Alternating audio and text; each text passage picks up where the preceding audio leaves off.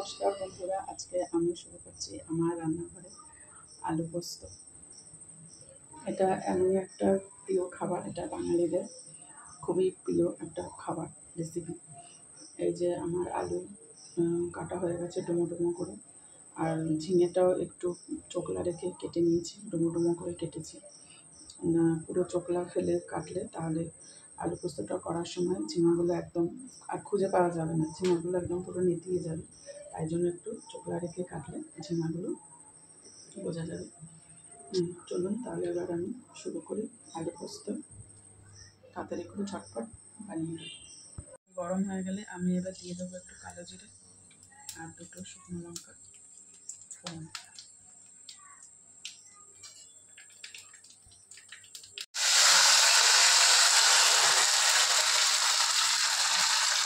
আলুটা ভেজে নেবো একটু লাল লাল করে, তারপরে আমি ঝিঙেটা দেবো। প্রথমে আলুটা ভেজে নেবো একটু লাল লাল করে, তারপরে ঝিঙেটা দেবো। এই যে এবারে আলুগুলো ভাজা হয়ে গেছে লাল লাল করে, এবারে আমি দিয়ে দিচ্ছি ঝিঙেটা।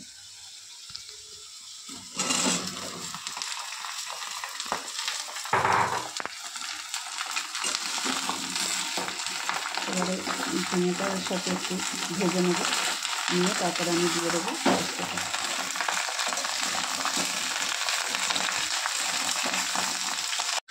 হয়ে এসছে ভাজা, এবারে আমার সঙ্গে অ্যাড করে দিচ্ছি পোস্তটা।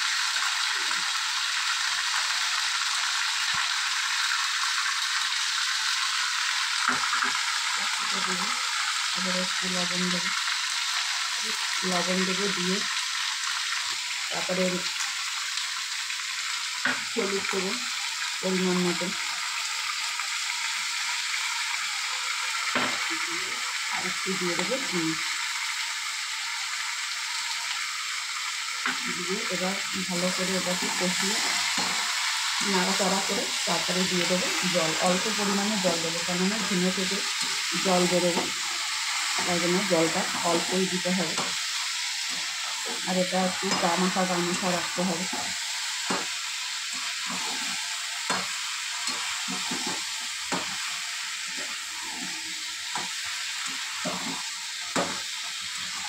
এটা টক ডালের সাথে খেতে গরমের সময় খুবই ভালো লাগে।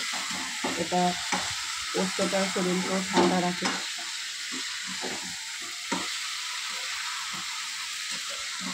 এটা সম্পূর্ণ একটা নিরামিষ খাবার।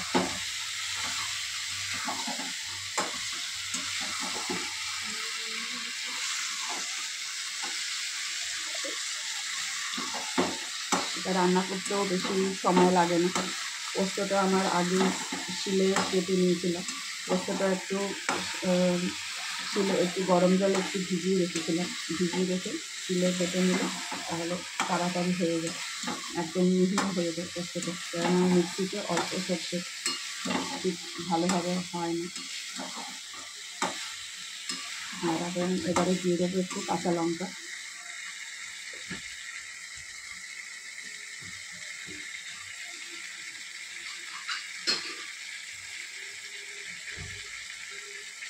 কাঁচা লঙ্কাও আপনারা দিতে পারেন, আবার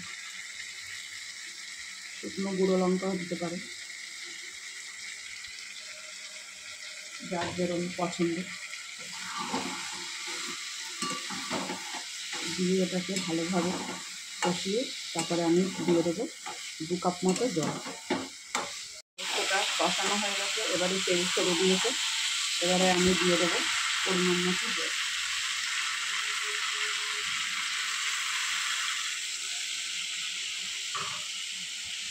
জল দিয়ে এবারে 10 মিনিট মতন ঢেকে রেখে দেবো, ততক্ষণ এটা হতে থাকবে। বেশি জল দেওয়া যাবে না, তাহলে আবার জলটা টানাতেও সময় লেগে যাবে। দিয়ে আমি এবার এটা ঢেকে রেখে দেবো।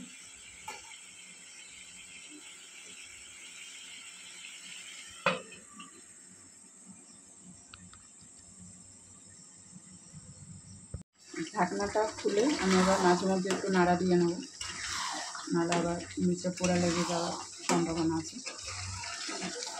এবার হয়ে এসছে আমার প্রায় পোস্তটা, এবারে আমি এটা ঢেলে নেব।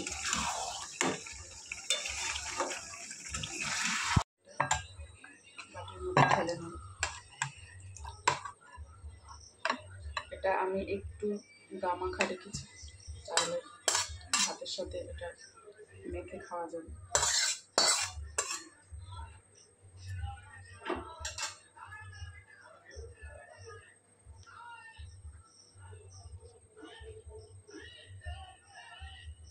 বন্ধুরা, এই যে হয়ে গেছে আমার আলু পোস্ত রেসিপি। এটা গরম গরম ভাতের সাথে খেতে খুবই ভালো লাগবে। মা একটু এদিকে আয় তো, খেয়ে দেখ তো কেমন হয়েছে।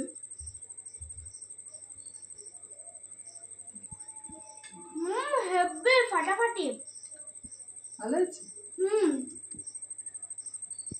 আমার এই পোস্ত রেসিপিটা ভালো লাগলে আপনারা চ্যানেলটাকে লাইক করে সাবস্ক্রাইব করে দেবেন। বন্ধুরা, আমার পাশে থাকবেন। আপনারা সুস্থ থাকবেন, ভালো থাকবেন। আজকের মতন চলি, বাই। আবার অন্য কোনো দিন আসবো, আবার অন্য কোনো রেসিপি নিয়ে।